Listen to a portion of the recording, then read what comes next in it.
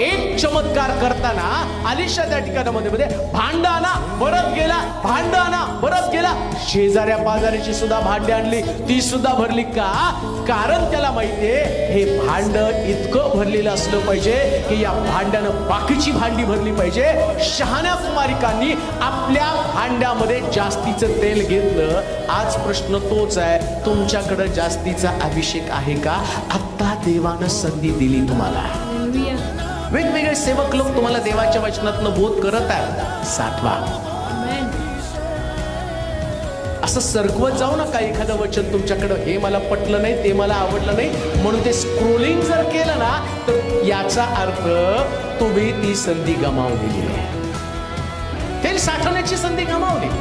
कधी कधी येतं आमच्याकडे देवाचं वचन, आम्हाला स्क्रोलिंग मध्ये फार मजा वाटते, हे नको ते पाहिजे, ते नको ते पाहिजे. अहो ती तर देवानं दिलेली तुम्हाला संधी आहे.